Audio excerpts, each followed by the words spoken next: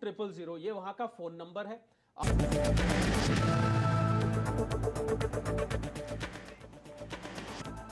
नमस्कार, मैं हूं दीपाली राणा, आप देख रहे हैं मिड कैप मंत्रा। शुरुआत करेंगे इस वक्त की हेडलाइंस के साथ। बाजार में बुल्स ने दिखाया दम, निफ्टी करीब 7 महीने बाद 18,100 के पार निकला। एचडीएफसी ट्विंस, इन्फोसिस, टीसीएस ने भरा जोश, लाइफ टाइम हाई के बेहद करीब पहुंचा। ऊपर से 325 अंक फिसला निफ्टी बैंक। मिड कैप में आधा % की तेजी।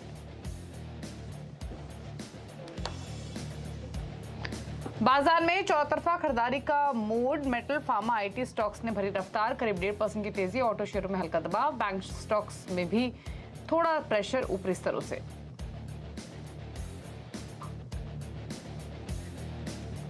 सीएनबीसी आवाज की खबर पर मोहर, बेन कैपिटल ने एक्सिस बैंक में 894 रुपए पर प्रति शेयर पर बेचा, 1.25% तक हिस्सा बेचा। 3700 करोड़ में हुई ब्लॉक डील, शेयर करीब 4% नीचे।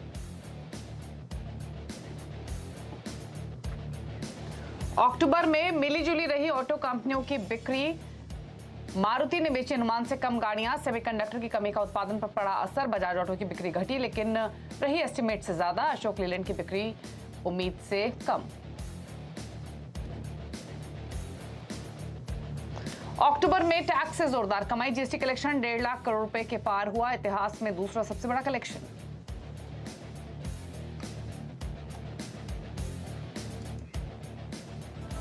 आप देख रहे हैं मिड कैप मंत्रा। तो बाजार में 3 दिन की तेजी के बाद जो चौथा दिन है वो भी तेजी के नाम रहा और अभी निफ्टी 18,100 के ऊपर डिसाइसिवली टिका हुआ है। हालांकि सुबह से अब तक की अगर आप चाल देखेंगे तो ऊपरी स्तरों से थोड़ा हल्का जरूर हुआ है अब, लेकिन ये जो प्रेशर दिख रहा है आपको निफ्टी पर, वो सारा निफ्टी बैंक की ओर से आ रहा है, क्योंकि लाइफ टाइम हाइस के नजदीक पहुंचा निफ्टी बैंक और अब ऊपरी स्तरों से काफी तेजी से नीचे आया है और अब हल्की बढ़त ही सिर्फ निफ्टी बैंक में देखने को मिल रही है।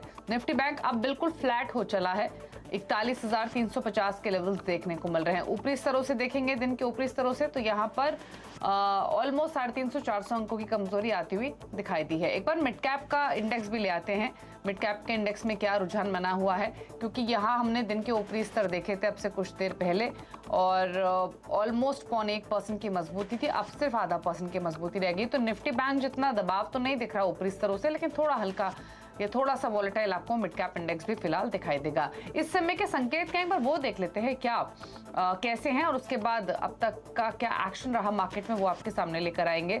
तो इंटरनेशनल मार्केट से शुरुआत करेंगे। एशियन मार्केट्स को देखें तो Nikkei, Shanghai, Hang Seng, KOSPI, Straits Times सभी मजबूत हैं और यहाँ आपको इनफैक्ट हैंगसेंग तो 6.25% ऊपर है, शंघाई में 2.5% की बढ़त देखने को मिल रही है। तो एशियन जो एशिया पैसिफिक मार्केट्स है वहां पर एक अच्छी तेजी बनी हुई है। ऑस्ट्रेलियन मार्केट्स में हमने 25 बेसिस पॉइंट का रेस देखा, जो एक्सपेक्टेशंस था उसी के हिसाब से, लेकिन यूएस फेड की मीटिंग पर अब नजरें रहेंगे और उसकी वजह से हो सकता है मार्केट अब थोड़े से यहाँ से कॉशियस ही दिखाई दे। एक बार अमेरिका के फ्यूचर्स देखेंगे, डॉ फ्यूचर आपको 0.5% ऊपर दिखाई देगा, 168 अंक ऊपर है और नेस्डेक के फ्यूचर में भी ऑलमोस्ट 0.1% की मजबूती दिख रही है, 93 पॉइंट्स ऊपर। तो अमेरिका के फ्यूचर्स से संकेत अच्छे हैं फिलहाल आज के सेशन में। तो अब करना क्या है इन स्तरों से, उस पर करेंगे चर्चा, लेकिन निफ्टी बैंक अब लाल निशान में आ चुका है 41,300 के नीचे स्लिप होते हुए। तो निफ्टी बैंक के प्रेशर डाल रहा है, अगर आप देखेंगे निफ्टी पर उसी का एक असर दिख रहा है। और एक बार निफ्टी बैंक के जो कॉन्स्टिट्यूएंट्स हैं वो लेकर आते हैं, क्योंकि कौन कौन से वो स्टॉक्स जो निफ्टी बैंक को नीचे ड्रैग कर रहे हैं एक बार देख लेते हैं। तो जो 12 कॉन्स्टिट्यूएंट्स उसमें दिग्गजों में एक्सिस बैंक, ब्लॉक डील का असर इस स्टॉक पर दिख रहा है और 170 रुपए नीचे कारोबार कर रहा है, 170 अंकों का नेगेटिव कंट्रीब्यूशन लैंड कर रहा है एक्सिस बैंक। आईसीआईसीआई बैंक की ओर से ऑलमोस्ट 88 अंकों का नेगेटिव कंट्रीब्यूशन। तो 2 बड़े बैंक हैं जो प्रेशर डाल रहे हैं, उसमें एक्सिस बैंक और आईसीआईसीआई बैंक है। चलिए अब तक की फिर बड़ी बातें क्या है वो आपके सामने लेकर आते हैं। शुरुआत तो बेहतर हुई, 7 महीने बाद निफ्टी 18,100 के पार निकलता हुआ दिखाई दिया है। निफ्टी बैंक ऊंचाई से अब प्रॉफिट टेकिंग का शिकार हो रहा है और मिड कैप भी आपको 0.1% ऊपर दिखाई दिया था, लेकिन अब ये सिर्फ 0.5% ऊपर रह गया है। हेल्थ केयर, आईटी, पावर, ये वो पॉकेट्स है जहां पर तेजी हमने आज के सेशन में आते हुए देखी है।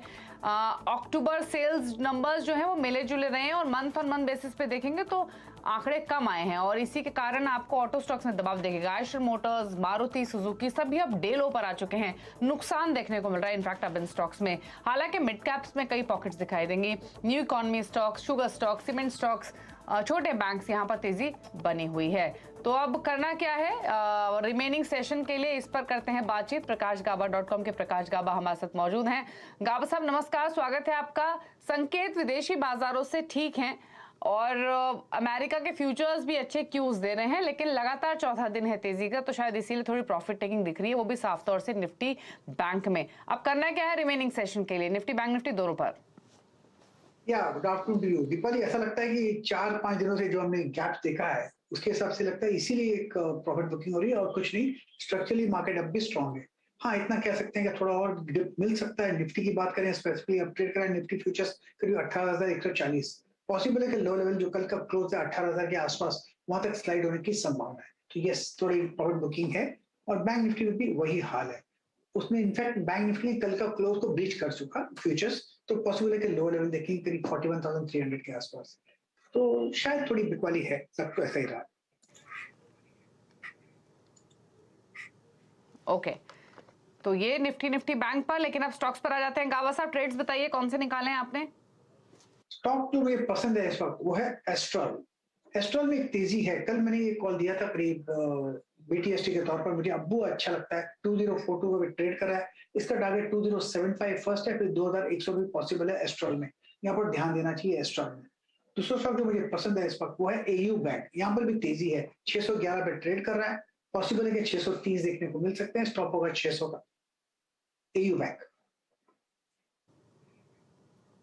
ओके, तो ये स्मॉल फाइनेंस बैंक और एस्ट्रा माइक्रो, ये दो ट्रेड्स गाबा साहब ने आपके लिए आइडेंटिफाई किए हैं। दोनों स्टॉक स्ट्रेंथ दिखा रहे हैं। ये स्मॉल फाइनेंस बैंक हमारी भी बैंक स्टॉक्स की लिस्ट में शामिल है, जो मिड कैप्स के आपके सामने लेकर आएंगे। 3.5% ऊपर कर रहा है कारोबार। तो चलिए मिड कैप का इंडेक्स और एक एक करके पॉकेट्स आपको दिखा देते हैं मिड कैप की, जहां पर एक्शन बना हुआ है। ज्यादातर पॉकेट्स आपको तेजी वाली ही दिखाई देंगी। इंडेक्स हालांकि अब देखिए मिड कैप का तेजी से हल्का हुआ है ऊपरी स्तरों से। अभी हमने शो की शुरुआत में देखा था कि आधा % ऊपर था, अब सिर्फ 1/4% रह चुका है। तो बाजार में प्रॉफिट टेकिंग अब दिख रही है। अब दिखाते हैं वो स्टॉक्स, हालांकि ये स्टॉक्स भी ऊपरी स्तरों से हल्के हुए हैं लेकिन अभी भी हरे निशान में है। डिवीज लैब 5.25% ऊपर, नेटको फार्मा में 3.5% का move, Ipca laboratories, Glenmark pharma 1.5 से 2% ऊपर कारोबार करते हुए दिखेंगे।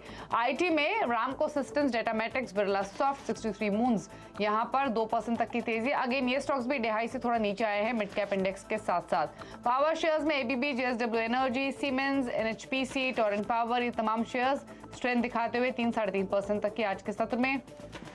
जो न्यू एज इकोनॉमी के स्टॉक्स है, जहां पर हमने जो प्रॉफिट टेकिंग है वो काफी इंटेंसिफाई होते हुए देखी थी पिछले हफ्ते भी। यहां थोड़ी सी रिकवरी, जिसमें डिलीवरी 10% ऊपर आज भी कल चलने के बावजूद। पॉलिसी बाजार 1.5% ऊपर, नायका 4.5% ऊपर कारोबार कर रहा है। बैंक स्टॉक्स में एयू स्मॉल फाइनेंस का जिक्र किया अभी गाबा साहब ने, उसके अलावा bank of India, south Indian bank, Equitas, ये सभी शेयर्स 1.5% से लेकर 4.5% के मजबूती दिखा रहे हैं। सीमेंट में सिलेक्टिव बाइंग है आज। हिडलबर्ग सीमेंट 5% ऊपर, जेके लक्ष्मी सीमेंट में 3% का मूव, जॉनसन 2.5% ऊपर कारोबार करते हुए। शुगर स्टॉक्स की मिठास बढ़ी है और रेणुका शुगर्स, बलरामपुर चीनी, उत्तम शुगर, उगर शुगर, इंडिया ग्लाइकोल्स, सभी शेयर्स 5% तक की तेजी आज के सेशन में दिखा रहे हैं। अब 2-3 स्टॉक्स ऐसे दिखाते हैं जो ऑल टाइम हाइस पर, इसमें Torrent pharma, blue star, Trent और आदित्य बिरला फैशन है, जो अपने नए हाइस पर आज के सेशन में कारोबार करते हुए दिख रहे हैं। लेकिन ऑटो स्टॉक्स की बात करेंगे, क्योंकि ऑटो स्टॉक्स ऊपरी स्तरों से अब प्रॉफिट टेकिंग का शिकार हो रहे हैं। मारुति सुजुकी आपको डे लो पे दिखाई देगा, आयशर मोटर्स डे लो पर है और अक्टूबर के जो ऑटो सेल्स के नंबर्स आए हैं वो भी मिले जुले रहे। ये देखिए निफ्टी ऑटो इंडेक्स आपकी स्क्रीन पर दिन के निचले स्तरों पर 0.5% के नुकसान के साथ। तो कैसे रहे हैं अब तक के नंबर्स, ये पूछ लेते हैं। यतिन हमारे साथ मौजूद है। तो यतिन, आशंका तो थी कि अगर मंथ ऑन मंथ बेसिस पे देखेंगे तो सेल्स में थोड़ा दबाव दिखेगा, क्योंकि सप्लाई कंस्ट्रेंट्स हैं, अभी भी डिलीवरीज नहीं हुई है उतनी जितनी एक्सपेक्टेड थी। लेकिन एस्टिमेट से कंपेयर करें तो पिक्चर कैसी दिख रही है अक्टूबर सेल्स नंबर्स की? देखिए, हल्की फुल्की सेमीकंडक्टर की शॉर्टेज पिछले साल भी थी और इस साल भी है, लेकिन कहीं ना कहीं सप्लाई इंप्रूव हुई है। उसके बावजूद अगर हम देखें तो जो ऑटो सेल्स के नंबर्स हैं काफ़ी मिक्स्ड रहे हैं। शुरू करते हैं मारुति सुजुकी के साथ, जिसने लगभग 1,67,000 यूनिट्स बेचे हैं अक्टूबर के महीने में। और अगर हम ये देखें तो अनुमान लगभग 1,70,000 के आसपास का था, तो अनुमान से 3-4 हज़ार गाड़ियां कम बेची हैं मारुति सुजुकी ने। ऑब्वियसली कंपनी ने ये कहा है अपने प्रेस रिलीज में कि सेमीकंडक्टर्स की हल्की शॉर्टेज देखने मिली थी, जिसके कारण थोड़ा बहुत प्रोडक्शन इम्पैक्ट हुआ है। लेकिन अगर आप मंथ ऑन मंथ देख लें, क्योंकि ऑर्डर बुक्स काफी फुल है, मारुति की वेटिंग पीरियड है, तो ये बेटर रहेगा अगर हम मंथ ऑन मंथ नंबर्स देखें। तो अगर हम देखें mini car sales, compact car sale, UV car sales, तो यहाँ 1000-2000 यूनिट्स मंथ ऑन मंथ कम बिके हैं, और इसीलिए शायद आपको स्टॉक दिखाई दे रहा है लगभग अपने डेज लो पे, क्योंकि मार्केट थोड़ा बहुत डिसअपॉइंटेड है प्रोडक्शन नंबर्स को लेके। इसके अलावा आयशर मोटर्स की बात करें तो इनके जो VCV यानी कमर्शियल व्हीकल के ट्रक के सेल्स हैं वो लगभग 4% बेटर हुए हैं। इनफैक्ट अगर हम डोमेस्टिक मार्केट की सेल्स देखें तो लगभग 14% बिक्री आयशर मोटर्स की बढ़ती हुई नजर आई है। इसके अलावा बजाज ऑटो डोमेस्टिक मार्केट की बिक्री लगभग 10% आपको बढ़ती हुई नजर आई है। लेकिन देखिए एक्सपोर्ट मार्केट्स लगभग 31% की गिरावट यहां देखने को मिली है, जिसके कारण टोटल सेल्स नंबर्स जो हैं वो 10% नीचे आए हैं, लगभग 4 लाख यूनिट्स के आसपास, और ये पिछले साल लगभग 4,40,000 यूनिट्स थे। तो कहीं ना कहीं बजाज ऑटो की जो एक्सपोर्ट मार्केट्स की बिक्री है वो थोड़ी वीक होती हुई दिखाई दी है। अशोक लेलैंड की बात करें तो यहां भी अगर आप देखें तो थोड़ी बहुत डिसअपॉइंटमेंट यहां मार्केट को हुई है, क्योंकि जो मार्केट का अनुमान था वो था 16-17,000 यूनिट्स, और लगभग 14,860 यूनिट्स के आसपास बिक्री हुई है। 34% की ग्रोथ जरूर है, लेकिन अनुमान को थोड़ा बहुत मिस करता हुआ अशोक लेलैंड। तो इन जनरल अगर हम देखें तो ऑटो सेल्स नंबर्स अक्टूबर के फेस्टिव महीने में थोड़े बहुत मिक्स दिखाई दे रहे हैं। ओके, चलिए, तो ओवरऑल मिक्स नंबर्स दिखाई देंगे, लेकिन एक मारुति पे जरूर राय ले लेते हैं क्योंकि ये स्टॉक चला भी काफी है, और जब बाजार में हमने प्रेशर देखा तब भी इसने उस प्रेशर को ऑब्लाइज नहीं किया, और अब थोड़ी प्रॉफिट टेकिंग आती हुई दिख रही है। गाबा साहब, मारुति प्रॉफिट टेकिंग और एक्सटेंड हो सकती है या डिप्स खरीदारी का मौका है? एक्सटेंड हो सकती है, क्योंकि 9,800 पे तो चढ़ा ही गया, एक राउंड फिगर है, 10,000 तक नहीं पहुंचा, लेकिन थोड़ा डिप मिल सकता है मारुति में। अगर ऐसा कुछ होता है तो पॉसिबल है कि 9,200, 9,000 भी एक पॉसिबिलिटी है, वहां पर फिर एक सपोर्ट मिल सकता है मारुति में। यस, फिर थोड़ी प्रॉफिट बुकिंग देख सकते हैं मारुति में। तो प्रॉफिट बुकिंग आ सकती है। एक बार फिर से निफ्टी बैंक को लेकर आते हैं, क्योंकि आपसे थोड़ी देर पहले जब प्रेशर आया था तब लाल निशान में आ चुका था। अब क्या दबाव एक्सटेंड हुआ है? बिल्कुल हुआ है, क्योंकि 50 अंकों की कमजोरी देखने को मिल रही है निफ्टी बैंक में। 41,250 ये मौजूदा लेवल्स हैं निफ्टी बैंक के जो देखने को मिल रहे हैं। तो यहाँ पर बाजार में थोड़ा सा दबाव तो बना ही है। और स्टॉक्स देखिए, अब आईसीआईसीआई बैंक, एक बार आईसीआईसीआई बैंक को देख भी लेते हैं। एक्सिस बैंक पे तो चलिए ब्लॉक डील का इम्पैक्ट है, आईसीआईसीआई बैंक में प्रेशर और बढ़ा है। अब 94 अंकों का नेगेटिव कंट्रीब्यूशन आईसीआईसीआई बैंक की ओर से आ रहा है, डे लो पर ट्रेड कर रहा है 0.1% नीचे। गावा साहब, आईसीआईसीआई बैंक क्या रहा है आपकी?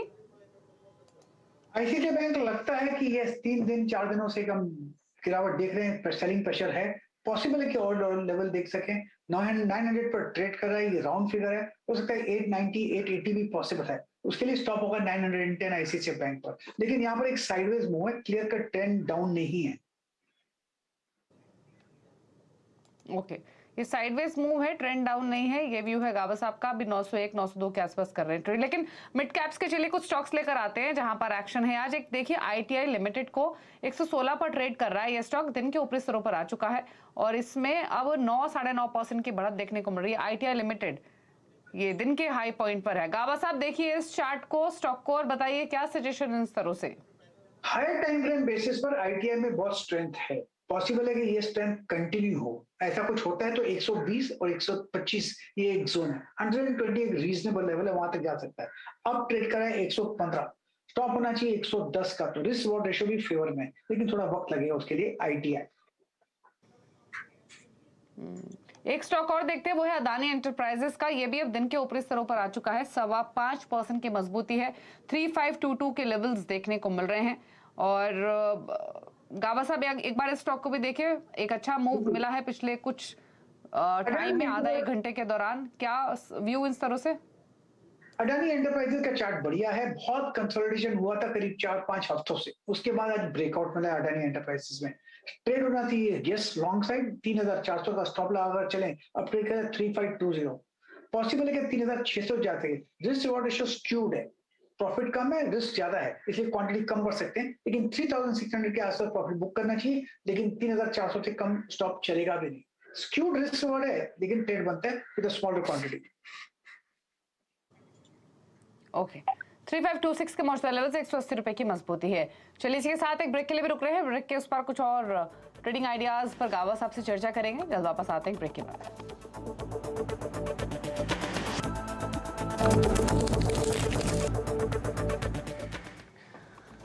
आप देख रहे हैं मिड कैप मंत्रा और बाजार पर एक नजर डाल लेते हैं। पहले निफ्टी, बैंक निफ्टी और मिड कैप तीनों पर ही निफ्टी अब 18,075 पर ट्रेड कर रहा है 63 अंकों की बढ़त के साथ। बैंक निफ्टी दबाव में दिखेगा ही और मिड कैप्स की भी जो बढ़त है वो थोड़ी हल्की हुई है ऊपरी स्तरों से और निफ्टी बैंक में 28 अंक नीचे।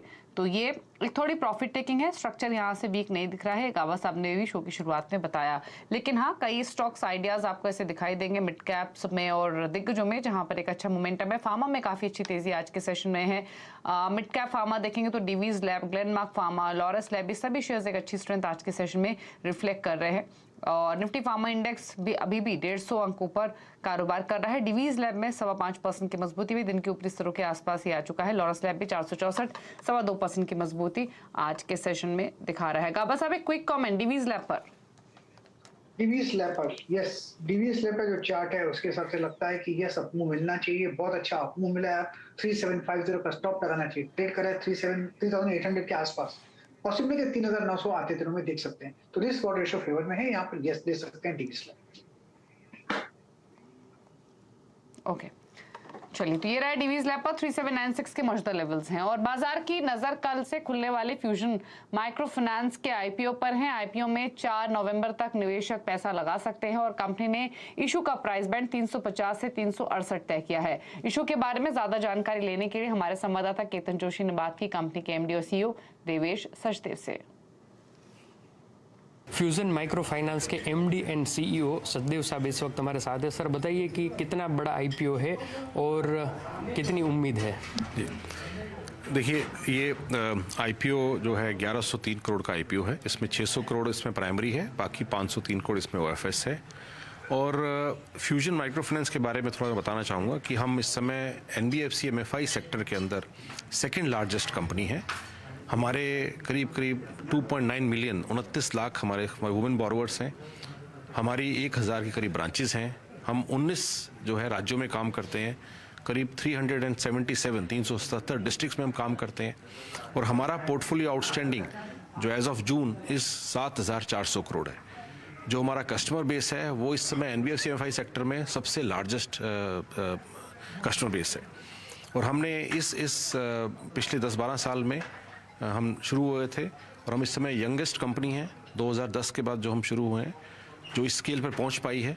और हमने वेरियस साइकिल्स के अंदर भी कंपनी को अच्छा ग्रोथ दिया है। और अगर आप पिछले 3 साल के भी कोविड के टाइम भी ग्रोथ देखेंगे तो करीब 36% के कैगर से कंपाउंडेड एनुअल ग्रोथ रेट हमने दिया है। तो और हम मार्केट में आ रहे हैं जहाँ पर हमने अपने आप को वेल एस्टेब्लिश कंपनी है। नॉर्थ की पहली माइक्रो फाइनेंस कंपनी है जो लिस्ट होने जा रही है। और हम विद ए फुल रिस्पॉन्सिबिलिटी आ रहे हैं और हमें उम्मीद है कि हमें हर लेवल से सबसे हमें सपोर्ट मिलेगा। ये जो फंड यूटिलाइज हम करेंगे तो उसको कहाँ पर हम डाइवर्ट करेंगे?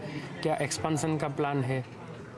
देखिए, एज ए एनबीएफसी एमएफआई जो भी फंड आएगा वो लोन ग्रोथ को बढ़ाने के लिए यूज़ होगा, ताकि हम और जितनी भी रिक्वायरमेंट है हम जहाँ पर जिन स्टेट्स में है, जैसे मैंने बताया हमारे जो टॉप जो स्टेट्स हैं वो यूपी है, बिहार है, तमिलनाडु है, उड़ीसा है, मध्य प्रदेश है। गुजरात में भी हमने पिछले 3 साल पहले एंटर किया था। इस समय हमारी 36 ब्रांचें हैं और गुजरात में हमारा जो पोर्टफोलियो करीब 170 करोड़ है। और हम गुजरात भी हमारे लिए बड़ा ग्रोथ मार्केट होने वाला है। तो ये जो पैसा है, जो प्राइमरी का मनी है, वो इसका यूज़ हमारे पोर्टफोलियो को ग्रो करने के लिए किया जाएगा।